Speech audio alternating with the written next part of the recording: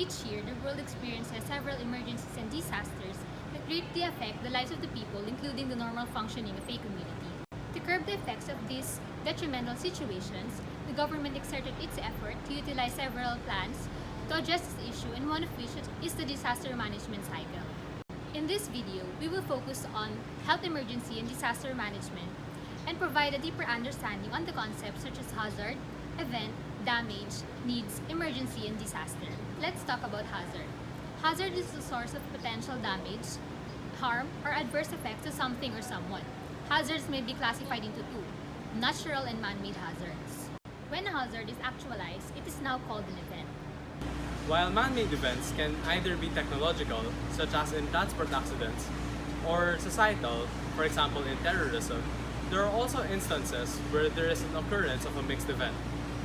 An example of which would be landslides, which can be influenced by both man-made and natural hazards. Oftentimes, these events have consequences called damages. Damage is the consequence of an event that impairs the value, usefulness, and normal functioning of an object. One classification of damage is structural damage. This is a physical disruption of structures which arose from the transfer of energy from hazards to structures. Relief responses fills in the gap in the levels of functions as well as mitigate further damages. Responses, on the other hand, brings back the levels of function to its pre-event status. It does this by rehabilitation. Before, during, and after disasters, moving a large number of people and supplies to the affected area presents logistical challenges. This problem stems from the lack of resources, but also from the lack of proper implementation of mobilization plans, as well as the safety hazards that are present in the particular area. At the scene of a disaster, it may be hard for responders to follow completely their objectives because of the variable conditions of the target location. Environmental factors such as fallen buildings, trees, or electrical posts make it hard for transportation to reach different areas. And so, valuable resources often go unused in times of disaster. One of the challenges that the disaster response in the Philippines might face is the lack of resources and the inefficient allocation of funds. For a country as vulnerable as ours, resources play a crucial factor in determining what could be done or the magnitude or extent of help that could be contributed for the said victims of a said disaster. The ability of the country as a whole to recover is even further limited. Even if there is commitment from the government and its various agencies, there is no resource to fulfill that commitment. Also, if resources should be available, the money which should have gone otherwise to the more deserving areas are not utilized properly, since areas with easy access and high visibility are preferred more. Communication and information challenges are closely related when it comes to assembling a response after disasters. Access to key information is needed at all levels of response. Whether they are volunteers on the grounds or officials organizing action plans, they require accurate and timely knowledge on local infectious diseases, toxins, and environmental hazards. They also need to know the location of facilities for them to be able to provide immediate health care. This information is difficult to obtain in the midst of a disaster response. This is because of communication challenges. Specifically, the lack of communication devices such as interoperable radios and the lack of coordination from different response groups. Such problems essentially cause the response to be inefficient and could lead to significant losses to life and to natural resources.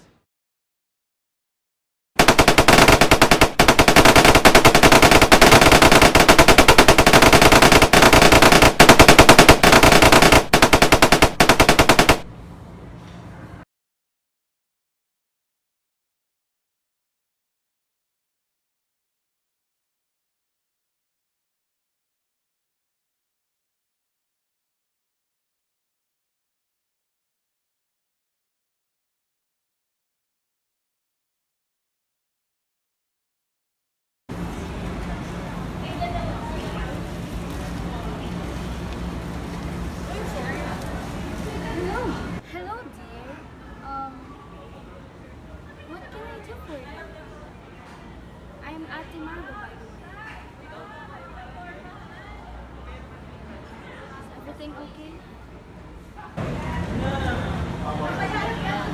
Let it go down. Let's go.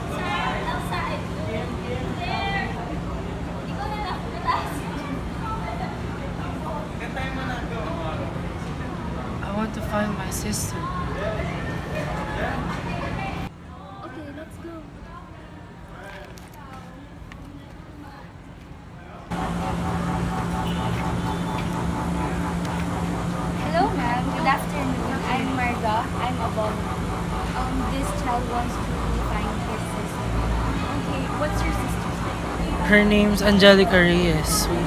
We got separated about a few hours ago on our way to the camp. Okay, don't worry. Okay, we'll try to look for her. Okay, don't worry.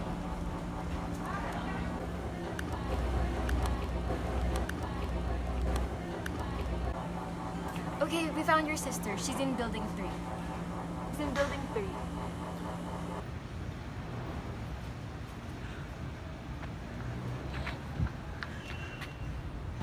Hi, I'm Marga. I'm a volunteer. I found RJ earlier in our refugee camp. He wanted to find his sister, so we tracked you down. Yes, we heard gunshots earlier, and so we ran away from our home to find somewhere safe, and we lost our parents. Can you help us find them too? Yeah, I'll lead you to the social services.